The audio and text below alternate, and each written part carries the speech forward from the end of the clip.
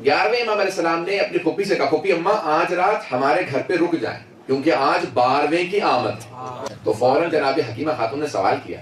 کہ بھتیجے زوجہ کے ہاں ولادت کے آثار ہی نہیں ہیں تو اس کے حجرے میں رہوں؟ کہ پھوپھی اماں جس طرح سے اللہ نے جناب ابراہیم علیہ السلام کا جناب موسیٰ کے حمل کو چھپا رکھا تھا کیونکہ نمرود جناب فرعون کو جناب ابراہیم علیہ السلام کو مارنا چاہتا تھا، فرعون ملعون جناب موسیٰ علیہ السلام کو مارنا چاہتا تھا، تو اللہ نے حمل چھپا رکھا تھا تاکہ انہیں پتہ نہ چلے کہ کہاں پہ آثار ہیں۔ کہ اسی طرح سے ساری دنیا 12ویں کی دشمن ہے، اللہ نے انہیں چھپا رکھا۔ آپ نرجس خاتون کے حجرے میں چلی جائیے۔ حکیمہ خاتون کہتی ہیں کہ میں جب آدھی رات گزر گئی تو ذہن میں شبہ آنے لگا ہوتا ہے، تو کہتے ہیں جہاں پہ امام عبادت کر رہے تھے صحن میں، وہاں سے 11ویں امام نے آواز دی کہ پھوپھی اماں اللہ کے وعدے پہ شک نہ کیجئے،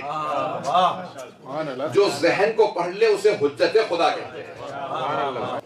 تو جناب حکیمہ خاتون کہتی ہیں میں اٹھی گئی تجدید وضو کے لیے، وضو کیا، واپس حجرے میں آئی۔ جب حجرے میں آئی تو جتنی دن میں روشنی نہیں ہوتی حجرہ اس سے زیادہ منور تھا، بے انتہا نور دیکھا۔ میں پریشان ہوئی، دیکھا کہ ایک بچہ سر بے سجود ہے، سجدے میں اپنی پیشانی کو رکھا، قرآن کی آیات کی تلاوت کر رہا ہے، جاء الحق وزہق الباطل۔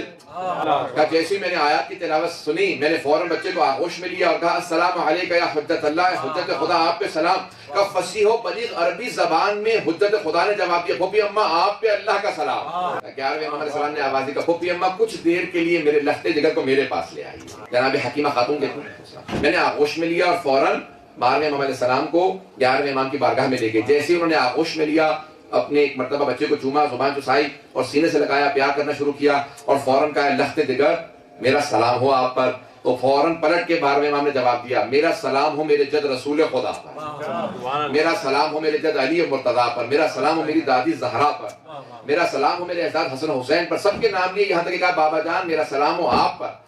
جناب حکیمہ خاتون کہتی ہیں کہ مرتبہ چاروں طرف سے جو صحن تھا، جو صحن مبارک امام کے گھر کا، وہ نور کے مخلوقات سے بھر گیا، چاروں طرف انوار ایک مرتبہ زمین پہ نازل ہونے لگے، نور زمین پہ آنے لگے، مختلف انوار دیواروں پہ بالا خانے پہ بیٹھے تھے۔ ایک مرتبہ ایک نور جو دیوار پہ بیٹھا تھا بار بار اٹھ کے آتا اور کان میں 12ویں امام کے کچھ کہتا، دوبارہ جا کے دیوار پہ بیٹھ جاتا۔ میں متحیر و پریشان تھی کہ اچانک 11ویں امام نے کہا پھوپھی اماں پریشان مت ہوئیے گا، یہ اللہ کے ملائکہ اور فرشتے ہیں جو 12ویں کو سلام کرنے کے لیے آئے ہیں، اور یہ جو آپ فرشتہ دیکھتی ہیں بار بار دیوار پہ بیٹھتا ہے پھر کان میں آ کے کچھ کہتا ہے، یہ حضرت جبرائیل ہیں، یہ ان فرشتوں کا سلام پہنچا رہے ہیں جنہیں آنے کی اجازت نہیں ملی، بار بار کان میں کہتے ہیں اے صاحب زمان آپ کو اس فرشتے نے بھی سلام کہا ہے، اس فرشتے نے سلام کہا جو دنیا میں آتے ہی ہر فرشتے کو اس کے نام سے جانتا ہو اسے حجت خدا کہتے ہیں۔